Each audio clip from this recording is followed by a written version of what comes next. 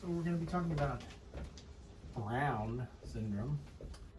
Brown syndrome is a constellation of oculomotor findings that suggest there is an etiology, but it by itself is not a diagnosis.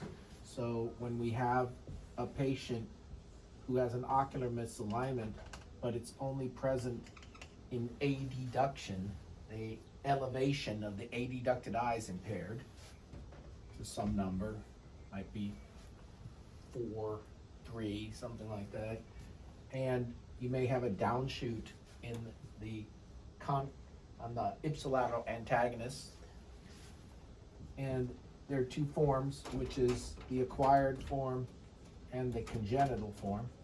In the congenital form, there are many theories about what's wrong with the superior oblique and its tendon, and there are different congenital types, but we're just going to stick to the acquired form today. The congenital form normally is easy to detect, is often asymptomatic in primary position, and they basically have an adduction elevation deficit. In abduction, the eye can still go up. And so the main differential diagnosis is there something blocking the elevation of the eye in adduction, or is there a paralysis of the inferior oblique muscle?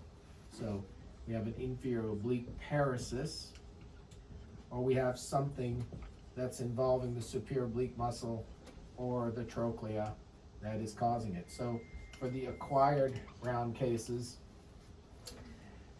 the patients can't look up when they adduct, and if we do a forced duction where we pull on the eye with forceps to see if it'll go up, that will differentiate whether it's an inferior oblique muscle paresis, and that'd be like a pseudo Brown's, for example, myasthenia gravis producing an inferior oblique muscle paresis, and so if you do the forced duction, it'll just go up because there's no restriction, it's just the paresis of the inferior oblique. This is very rare, so you should try not to make this diagnosis. Or is there something wrong with the superior oblique muscle, trochlea, or something in that space? And so the most common cause is trauma right here. That trauma can be surgical, or it can be orbital fracture. So the fracture is here, or there's some sort of trauma here, it causes scarring, and now the eye can't go up in adduction. It can also be from inflammation of the superior oblique muscle, like myositis, or its tendon, trochleitis.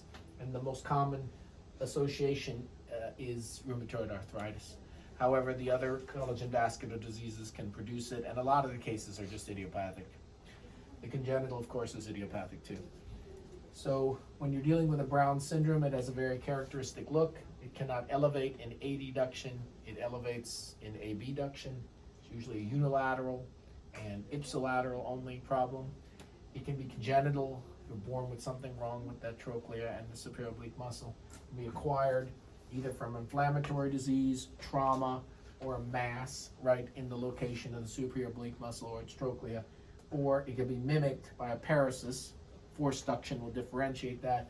And if you have an inferior oblique paresis, you should be really thinking about myasthenia gravis, skew deviation, and other unusual causes for that. If we image this, we might see the cause here, CT of the orbit, or MRI of the orbit. We want to look right here for the mechanical causes.